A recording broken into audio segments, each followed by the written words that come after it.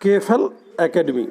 It means K stand for Kings, E means English, F means for, A means advance, L means language, and other L means learner. KFL means King's English for Advanced Language Learner. इसका मतलब होता है Kings English, मतलब होता है standard English. Okay guys, now come to study.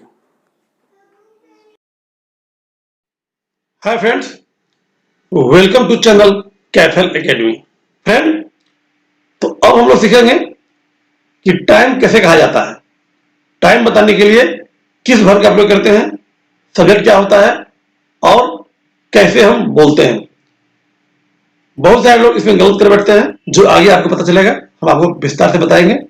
तो आइए इसे गौर से समझते हैं और देखते हैं कि टाइम कैसे कहा जाता है और किस प्रीपोजिशन का प्रयोग कब और कैसे किया जाता है. ठीक है, तो दोस्तों आइए ये देखते हैं. ये देखिए दोस्तों, हम पहले ही बता चुके हैं कि समय बताने के लिए, क्योंकि समय जब भी बताते हैं तब होने के से बताते हैं. 7 बजा है, 7 हुआ है, 8 हुआ है, 9 हुआ है, 9:30 हुआ है, इस तरह से हम बोलते हैं. तो यहां वर्ब होना होता है. तो हम बता चुके हैं कि जब समय बताना हो और वर्ब होना हो तो हम सब्जेक्ट के रूप में क्या प्रयोग करते हैं, इट का प्रयोग करते हैं. ठीक है, ये सिंपल है. जैसे अभी 7 बजा है तो हम क्या बोलेंगे, इट इज 7. लेकिन जब जोर देना हो कि अभी 7 ही बजा है या अभी ठीक 7 बजा है, तो हम जोर देने के लिए क्या करते हैं, टाइम से पहले जस्ट का प्रयोग करते हैं. ठीक है, just is used to emphasise the time. Time को एम्फसाइज करने के लिए हम जस्ट का प्रयोग करते हैं. तो क्या हो जाएगा, ठीक 8 बजा है तो पहले हम 8 बजा क्या करते हैं, इट इज 8 o'clock या इट इज 8.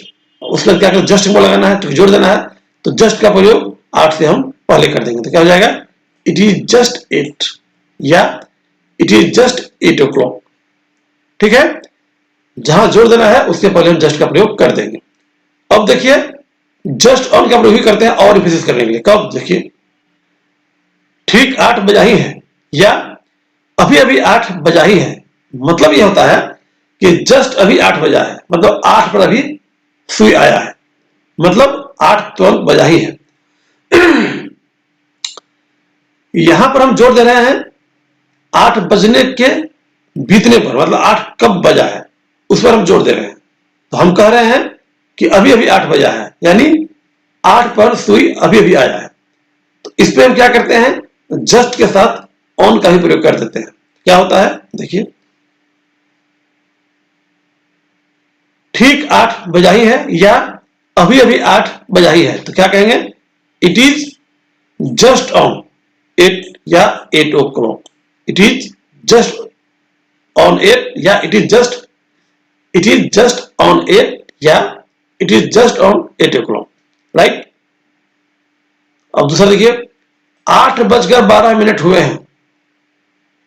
तो जब हम समय बताते हैं तो ये ध्यान रखिएगा कि समय बजकर, समय जो बीता हुआ है फुल आवर से और या कुछ समय बाकी है फुल आवर होने में, तो पहले हम उसको लिखते हैं, उसके बाद हम लिखते हैं फुल आवर. जैसे अगर हम कहते हैं कि 8:15 हुआ है तो पहले हम 15 मिनट का प्रयोग करेंगे और उसके बाद हम 8 आवर का प्रयोग करेंगे. ठीक है, तो क्या हो जाएगा, इट इज 12 मिनट. चूंकि 8:12 हुए हैं तो 12 मिनट बीत चुका है, तो पहले उसको लिखेंगे. तो क्या लिखेंगे, it is 12 o'clock past 8, not 8 o'clock. Friends, यहां बहुत लोग नहीं समझ पाते हैं या बहुत लोग गलती करते हैं. ओ क्लॉक का प्रयोग हम कब करेंगे कब नहीं करेंगे, आइए इसे समझा देते हैं. फुल आवर किसे बोलते हैं, जिसे कंप्लीट टाइम न बजने में बाकी हो न बजकर कुछ मिनट हुआ हो, यानी एक फुल आवर हुआ. फुल आवर होता है 6 बजना, 7 बजना, 8 बजना, 9 बजना. इस तरह से कोई भी संख्या, कोई भी समय पूर्ण समय बजा हुआ है, यानी बजने में न कुछ बाकी हो न कुछ बीता हो, एग्जैक्ट समय बीता हुआ हो, तो एग्जैक्ट टाइम को हम बोलते हैं फुल आवर. फुल आवर को बोलते हैं ओ क्लॉक. तो जब हम फुल आवर का प्रयोग करेंगे तभी हम ओ क्लॉक का प्रयोग कर सकते हैं. हम यह नहीं कर सकते हैं इट इज 6:30 o'clock, गलत हो जाएगा. जब भी कहना होगा तो कहेंगे it is 6 o'clock, it is 7 o'clock। हम यह कभी नहीं कह सकते हैं it is 5 minutes past 7 o'clock। जैसे ही बजकर कुछ मिनट हुआ हो या बजने में कुछ बाकी हो उसका हम प्रयोग करते हैं तो ओ क्लॉक का प्रयोग नहीं करेंगे। Is it clear?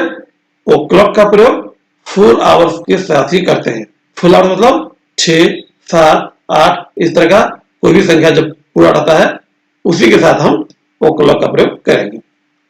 ठीक है, अब आइए देखते हैं। 7:45 बजे हैं। 7:45 मतलब क्या होता है कि 8 बजे में 15 मिनट बाकी है, तो क्या हो जाएगा? इट इज ए 7:45। ठीक है, ये क्वार्टर क्यों प्रयोग किया है? क्योंकि 1 घंटा में 60 सेकंड मिनट होते हैं और 60 मिनट को अगर 1/4 करते हैं तो 15 मिनट होता है और 15 मिनट बचने में बाकी रहता है तो हम बोलते हैं पौने। तो अब यहां पर क्वार्टर लिखे या 15 लिखे बराबर है, राइट। 8:30 बजे हैं। It is 8:30। साढ़े के लिए हम हाफ का प्रयोग किए हैं, क्यों? चूंकि 60 मिनट का 1 घंटा होता है, मुझे आधा बताना है, इसीलिए 30 मिनट को हम हाफ बोलते हैं, राइट। 8:30 बजे है, it is 8:30। Okay, now next friends, just a moment ago I have explained that when we can use o'clock and when we should not. Again I am going to explain it. Please watch it and listen it carefully. This is what o'clock. It is used with full hour. Try to understand what is full hour. Full hour is 6, 9, 10 etc. But if 6:30 it is not full hour, 5:12 not full hour, 4:30 not full hour। यानी कुछ समय बीत गया हो या कुछ समय बजने में बाकी हो तो उसे हम फुल आवर नहीं करते हैं। फुल आवर कहते हैं कंप्लीट एग्जैक्ट नंबर संख्या को, यानी कंप्लीट टाइम बजा हो उसे बोलते हैं फुल आवर।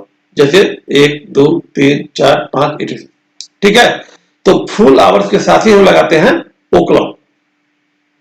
बाकी फ्रैक्शन में जो समय आएगा तो उसके साथ हम ओ क्लॉक का प्रयोग नहीं करेंगे। ओके, अब देखिए, जब हम बोलते हैं कि 5:10 या 5 बजने में 10 मिनट बाकी है तो हम क्या प्रयोग करेंगे? बजकर के लिए और बजने में बाकी है उसके लिए। Listen it carefully. To is used to say that some time is left to be full hour, यानी पूरा समय बजने में कुछ बाकी है उसके लिए हम क्या प्रयोग करेंगे? टू का। ठीक है, और past is used to say that some time has passed after the full hour, यानी पूरा समय बजने के बाद जो कुछ समय बीत जाता है तो बजकर के लिए, हिंदी में बजकर बोलते हैं ना, इतना बजकर हो गया है, तो बजकर के लिए बीत जाने के लिए हम प्रयोग करते हैं पास्ट। ध्यान दीजिए, कमी है बजने में बाकी है उसके लिए हम प्रयोग करते हैं टू का, और बजकर या इतना मिनट बीत चुका है उसके लिए प्रयोग करते हैं पास्ट का। ठीक है, ये था ब्रिटिश इंग्लिश में।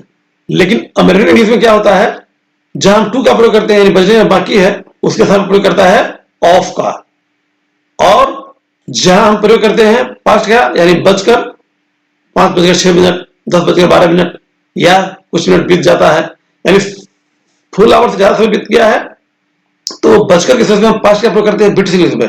लेकिन अमेरिकन इंग्लिश में हम पास्ट के बदले क्या प्रयोग करते हैं? आफ्टर का। ये ध्यान दीजिए। ओके, तो this is the very big difference in American और ब्रिटिश इंग्लिश। अमेरिकन इंग्लिश में हम टू के बदले ऑफ का प्रयोग करेंगे और पास्ट के बदले आफ्टर का। ठीक है, अब आइए देखते हैं हम लोग कि टू और पास्ट का प्रयोग कैसे करते हैं और कब करते हैं। अभी 8 बजा है, ये फुल आवर है। क्यों? क्योंकि इसमें बजने में बाकी भी नहीं है और ना ही यह बजकर कुछ समय बीता है, ये एग्जैक्ट टाइम है, इसीलिए इसे हम बोलते हैं फुल आवर। तो क्या हो जाएगा इसको? It is 8 o'clock। हम बता चुके हैं एक क्लॉक का प्रयोग हम फुल आवर से करते हैं। दूसरा एग्जाम्पल देखिए, अभी 10 बजे हैं, इट इज 10 o'clock। आप देख रहे हैं 10 क्या है? फुल आवर है, इसीलिए ओ क्लॉक का प्रयोग हम किए हैं। 8 बजने में 6 मिनट बाकी है। यहां देखिए 8 पूरा नहीं बजा है, उसमें कुछ मिनट बाकी है। हम बताए थे अभी आपको कि जब बजने में बाकी हो तो उसके लिए हम प्रयोग करते हैं टू का, और ये भी हम बता चुके हैं कि समय बाकी हो या जो समय बीत चुका हो पहले हम उसको लिखते हैं, फिर टू लिखेंगे और फिर फुल आवर। ठीक है, तब क्या है 8 बजने में 6 मिनट बाकी है। कितना मिनट बाकी है? तो 6 मिनट। तो पहले हम लिखेंगे 6 मिनट को। अब ये नहीं कि ईट से पहले लिखेंगे, ईट तो रहेगा ही, ईट और ईट तो होगा ही, क्योंकि ईट को प्रयोग हम ऐसे सेलिब्रेट करते हैं टाइम बताने के लिए। तो क्या हो जाएगा? It is 6 minute. पहले लिख दिए इट इज 6 मिनट। उसका क्या है? बाकी है, तो बाकी हम क्या प्रयोग करते हैं? टू का प्रयोग करते हैं। कितना बाकी है? 8 बजने में, तो फिर 8 का प्रयोग करते हैं। तो क्या हो जाएगा? इट इज 6 मिनट टू 8, यानी 8 बजने में 6 मिनट बाकी है। लेकिन इसी को अमेरिकन में बोलेंगे इट इज 6 मिनट्स ऑफ 8। हम बता चुके थे कि टू के बदले में ऑफ का प्रयोग करते हैं अमेरिकन इंग्लिश में। ठीक है, अब दूसरा एग्जाम्पल देखिए। 8:05 हुआ है, मतलब 8:05 हुआ है, यहां बीता हुआ है, 8 से पार हो गया है। यह भी फुल आवर नहीं है, इसीलिए हम यहां भी ओ कॉलम का प्रयोग नहीं करेंगे। और जो बीत चुका है पहले उसको लिखेंगे, तो क्या हो जाएगा? It is 5 past 8। पास्ट मतलब क्या होता है? बीत कर, इसीलिए पास्ट का प्रयोग किए हैं। बाकी रहता तो क्या प्रयोग करते हैं? टू का प्रयोग करते हैं। और यही रहता 8 बजने में 5 मिनट बाकी है, तो क्या कहते हैं? It is 5 to 8। लेकिन अमेरिकन इंग्लिश में क्या कहेंगे? पास्ट के प्रयोग करेंगे आफ्टर का, तो क्या हो जाएगा? It is 5 after 8। फ्रेंड्स, यह एक इंपॉर्टेंट चीज है। आप देख रहे हैं कि 8 बजे में 6 मिनट बाकी है, तो हम 6 मिनट लगाए हैं। लेकिन जब यहां यह कहते हैं कि 8:05 हुआ है, तो 5 के साथ मिनट नहीं लगाए हैं। क्यों नहीं लगाए हैं? आप लोग मैंने क्वेरी आया? अगर नहीं आया तो गलत है, आपको क्वेरी आना चाहिए था। आप ये सोचिए कि 5 के बाद हम मिनट का प्रयोग क्यों नहीं किए और 6 के बाद हम मिनट का प्रयोग क्यों किए। आइए उसे बताते हैं। फ्रेंड्स, समझ लीजिए कि इफ द नंबर, मतलब जो समय बीतकर या बाकी है, उस नंबर का जो प्रयोग करते हैं, संख्या का जो प्रयोग करते हैं, अगर वह संख्या 5 के मल्टीपल हो, यानी 5 से डिविजिबल हो, तो उसके साथ हम मिनट का प्रयोग नहीं करते हैं। जैसे 5, 10, 15, 20, 25, 30, 35, 40, इस सब के साथ हम मिनट का प्रयोग नहीं करते हैं। वर्ड मिनट जो होता है ना, उसका प्रयोग करने की कोई जरूरत नहीं है। इसके अलावे जो कोई संख्या रहेगा, जैसे 6, 7, 8, 9, 11, 12, 13, 14, उन सब के प्रयोग करेंगे, तो उन सब के साथ मिनट का प्रयोग करना पड़ेगा। पिछला जो एग्जाम्पल था उसमें क्या था? 6 मिनट। 5 का मल्टीपल 6 नहीं होता है, इसीलिए मिनट का प्रयोग किए थे। और जहां 5 था वहां मिनट का प्रयोग हम नहीं किए थे। ये कभी भी होगा, चाहे वो बजने में बाकी हो या चाहे बजकर हो, दोनों ही केस में एक रूल लागू होगा। वर्ड जो होता है मिनट, मिनट का प्रयोग हम 5 के मल्टीपल के संख्या वाले शब्द के साथ नहीं करेंगे। अब आइए एग्जाम्पल देखते हैं, इसे समझते हैं। If the number is before 2 और after that is multiple of 5, यानी 5, 10, 15 etc, देन मिनट, ये हम बता चुके थे भी कि minute is not use after the number. उस नंबर के बाद मिनट का प्रयोग हम नहीं करते हैं। एग्जाम्पल देखिए, 10 बजने में 10 मिनट बाकी है। कितना मिनट बाकी है? 10 मिनट। ये क्या है? 5 का मल्टीपल है, इसीलिए इंग्लिश में जब लिखेंगे तो 10 लिखेंगे, 10 मिनट नहीं लिखेंगे। पहले क्या होगा? कितना मिनट बाकी है? 10 मिनट बाकी है, तो पहले क्या लिखेंगे? It is 10। अब कितना बाकी है? तो 10 में, तो 2 10। ठीक है, यहाँ 2 का प्रयोग क्यों किया है? क्योंकि बाकी है, इसीलिए। राइट। अब ओकड़ों का प्रयोग नहीं करेंगे, क्यों? क्योंकि फुल आवर नहीं है। अगर हम इसे कहते हैं इट इज 10 मिनट्स टू 10, तो गलत हो जाएगा। क्यों? क्योंकि 10 मल्टीपल है 5 का, वहां पर हमको मिनट का प्रयोग करने की जरूरत नहीं है। राइट। अब दूसरा एग्जाम्पल देखिए, 10 बजने में 8 मिनट बाकी है। ये 8 क्या है? 5 का मल्टीपल है? नहीं है, तो यहां पर हम मिनट का प्रयोग करेंगे। तो क्या हो जाएगा? It is 8 minutes to 10। 2 का प्रयोग क्यों है? क्योंकि बाकी है, इसीलिए। राइट। यही अगर हम मिनट का प्रयोग नहीं करेंगे तो गलत हो जाएगा। अगर हम कहते हैं इट इज 8 टू 10, तो गलत हो जाएगा। क्यों? क्योंकि 8 is not multiple of 5, that's why. तीसरा एग्जाम्पल देखिए, 10:10 हुआ है। अभी तक जो एग्जाम्पल हम बता रहे थे वो बाकी था, तो जहां 2 का प्रयोग किया, और बजकर है यानी बीत चुका है समय, तो वहां पर प्रयोग करेंगे पास्ट का। आइए देखते हैं एग्जाम्पल। It is 10 past 10। यहाँ 10 के बाद मिनट का प्रयोग नहीं हुआ है, क्यों? इसलिए चूंकि 10 क्या है, 5 का मल्टीपल है, इसलिए यहाँ पर मिनट का प्रयोग करने की जरूरत नहीं है। अगर हम कहते हैं इट इज 10 minutes past 10, तो ये गलत हो जाएगा, क्योंकि यहाँ मिनट का प्रयोग करने की जरूरत नहीं है, क्योंकि 10 इज द मल्टीपल ऑफ 5। अब ये देखिए 10:08 हुआ है, यहाँ कितना मिनट हुआ है? 8 मिनट हुआ है। 8 क्या है, मल्टीपल 5 का है? नहीं है, इसीलिए यहाँ पर मिनट का प्रयोग करना पड़ेगा। तो क्या हो जाएगा? It is 8 minutes past 10। लेकिन अगर यहाँ मिनट का प्रयोग नहीं करेंगे तो गलत हो जाएगा। अगर हम कहते हैं इट इज 8 past 10 तो गलत हो जाएगा। क्या हो जाएगा सही? It is 8 minutes past 10। Past का प्रयोग क्यों किया है? क्योंकि यह बीता हुआ है, इसीलिए पास्ट का प्रयोग हम किए हैं। ठीक है, अब दूसरा एग्जाम्पल देखिए, 7 बजने में 40 मिनट बाकी है, या 7:40 हुआ है। दोस्तों 40 मिनट्स, 40 क्या है?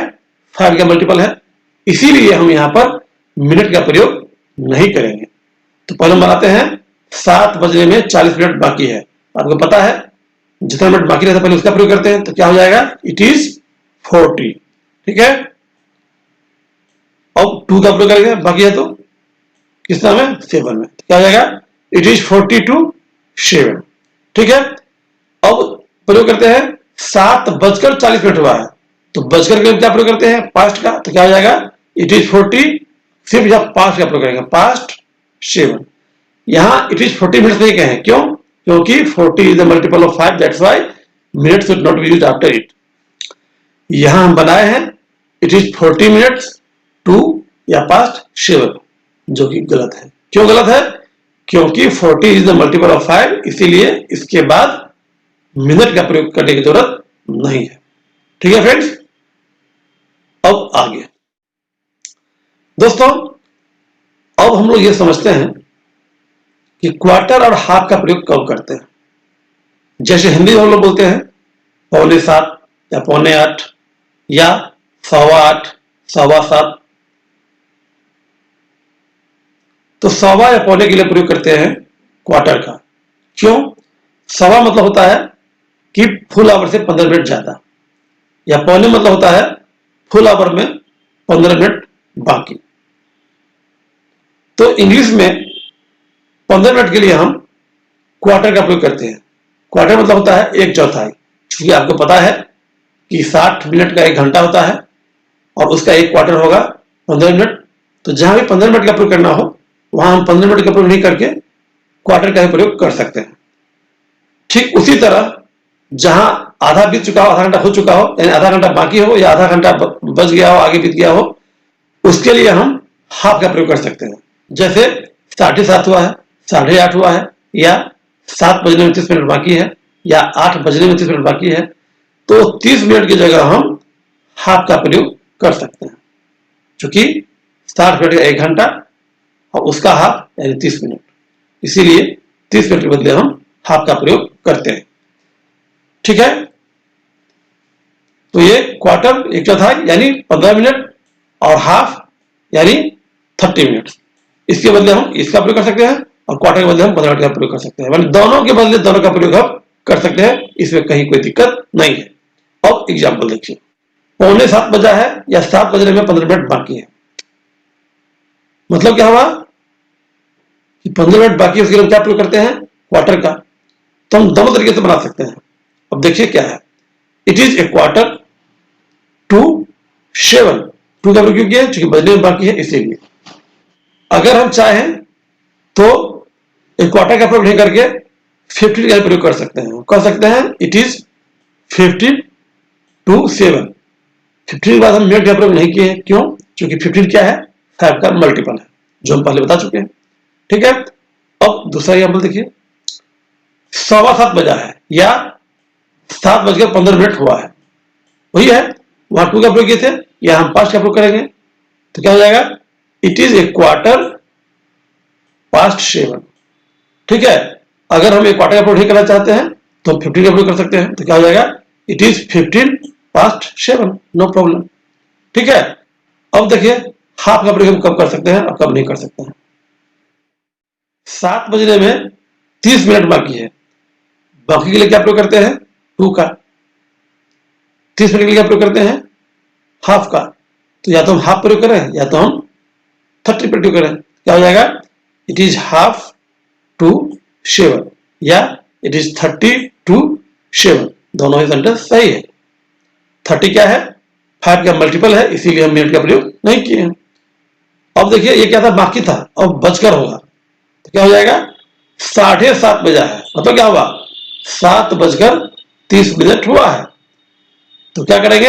इट इज हाफ, बजकर के लिए प्रयोग करते हैं पास्ट का, पास्ट 7।